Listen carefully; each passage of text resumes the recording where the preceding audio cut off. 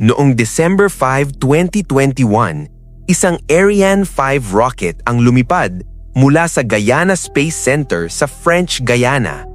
Sakay nito ang James Webb Space Telescope. Mayroon itong light collecting area na mahigit 6 na beses na mas malaki kaysa sa Hubble Space Telescope. Ito ang pinakamalaking space telescope na nagawa para sa pagmamasid sa malayong universo. Kaya ano nga ba ang nakita ng James Webb Space Telescope? Tara, samahan niyo ako maglakbay patungo sa malalim na kalawakan at alamin ang mga natuklasan ng James Webb Space Telescope. Pagkatapos marating ang kalawakan, patuloy na bumilis ang James Webb Space Telescope habang nakalantad ang mga instrumento nito. Perpektong kontrol ang pinanatili upang maiwasan ang panginginig ng rocket na posibleng makasira sa mga kagamitan.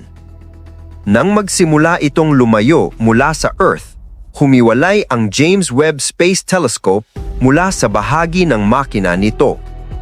Pagkatapos nito, inilatag nito ang mga solar panel at nagsimulang lumikha ng kuryenteng kailangan para sa flight control ng misyon nito. Hindi tulad ng Hubble Space Telescope, ang James Webb Space Telescope ay inilagay sa mas malayo mula sa Earth. Ito ay upang mabawasan ang impluensya ng infrared radiation mula sa Earth at sa Moon. Ang layo nito mula sa Earth ay humigit kumulang 1.5 million kilometers. Matapos marating ang isang lokasyong mas malayo pa kaysa sa Moon, sinimulan ng James Webb Space Telescope ang pagpapakilos ng passive shielding system nito upang harangan ang sikat ng araw at maiwasan ang sobrang pag-iinit ng mga instrumento.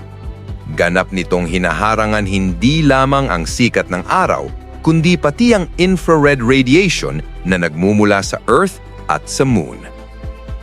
29 days pagkatapos ng lumipad, narating ng James Webb Space Telescope ang destinasyon nito, ang L2 Lagrange Point.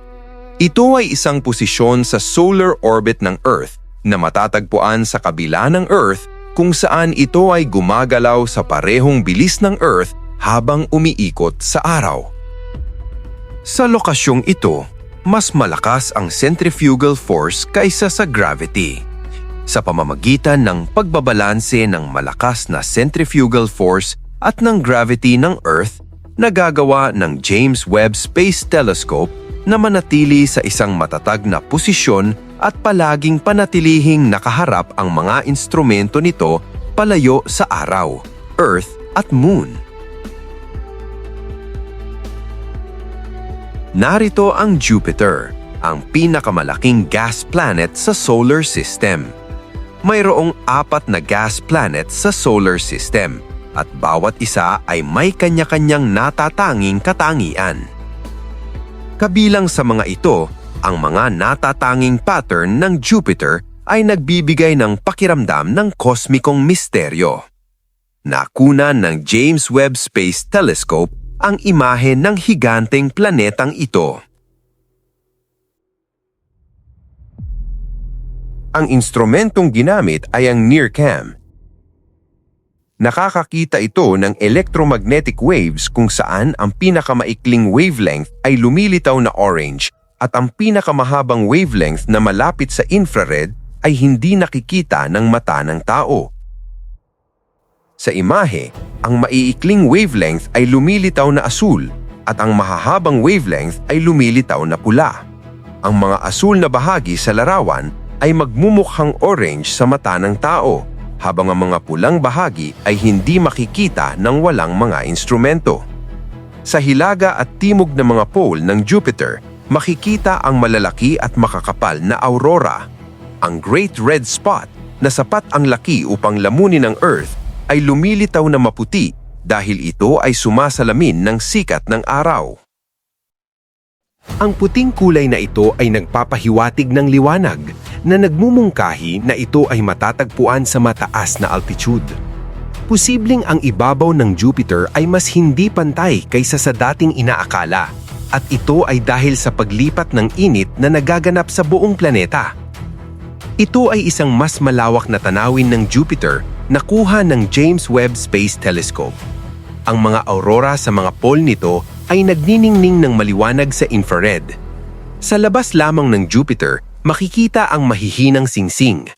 Nakapatong sa mga singsing ang isang maliwanag na bahagi, Adrastea, ang ikalawang pinakamalapit na buwan ng Jupiter. Ito ay kakaiba sa solar system dahil mas mabilis itong umiikot kaysa sa pag-ikot ng Jupiter. Mas malayo pa rito ay ang Amalthea, ang ikalimang buwan ng Jupiter na mas maliwanag pa ang kislap. Ang Jupiter na nakuhanan ng James Webb Space Telescope ay mas maganda kaysa sa ating inaakala. Iwan nating saglit ang solar system at dito muna tayo ngayon, mga 2,500 light years mula sa Earth.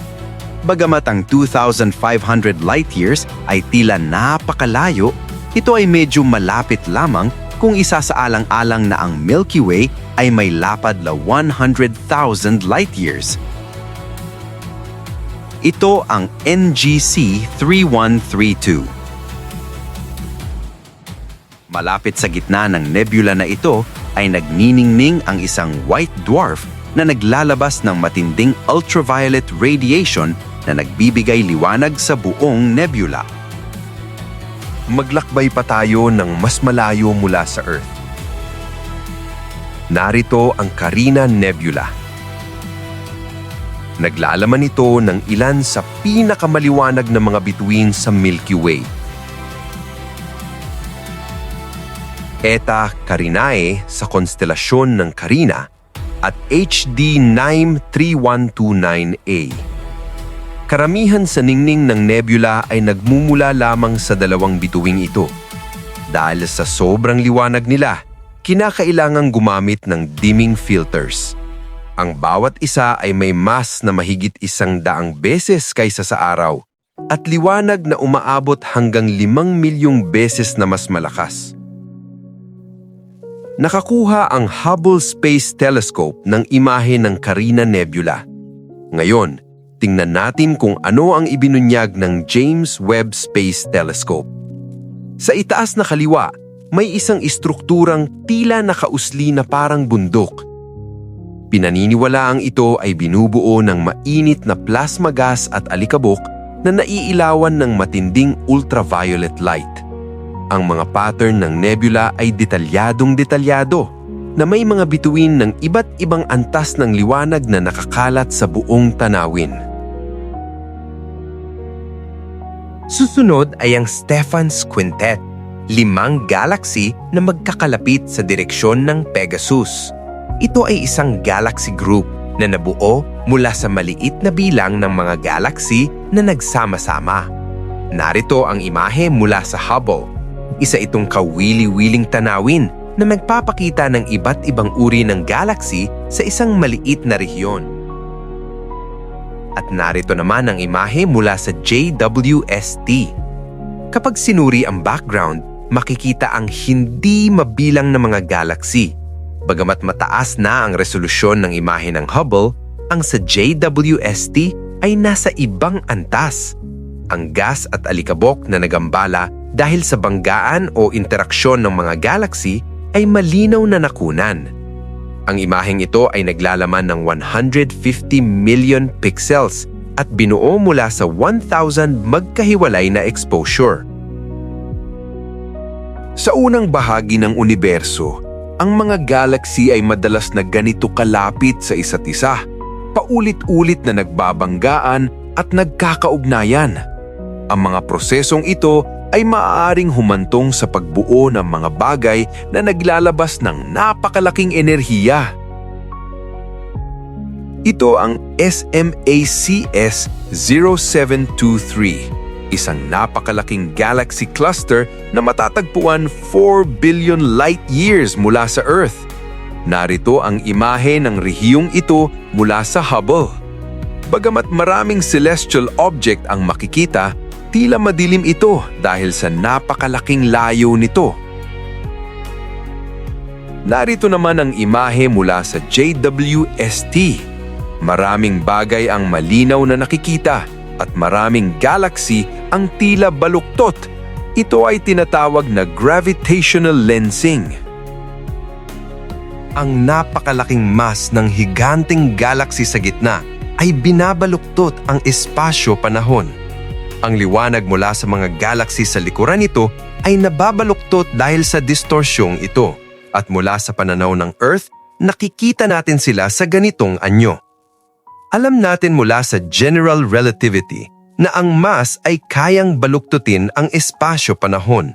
Ngunit ang makita ito sa isang aktwal na imahe ay muling nagpapadama sa atin ng hiwaga ng universo. Ang James Webb Space Telescope ay inilunsad noong Disyembre 2021. Ang pangunahing itinakdang haba ng misyon nito ay 10 taon lamang. Ang pinaka-optimistikong pagtataya ay nagsasabing maaari itong mag-operate ng hanggang 20 taon. Ang universo ay may mahabang kasaysayan na 13.8 billion taon. Ang teleskopyong ito na kayang masdan ang malayong nakaraan ng universo ay magdadala sa atin pabalik sa pinakalumang panahon ng cosmos sa hinaharap. Sana may natutunan ka sa video na ito. Yan lang po at maraming salamat. Kung nagustuhan mo ang ganitong video, pa-like at subscribe para updated ka. See you in the next video.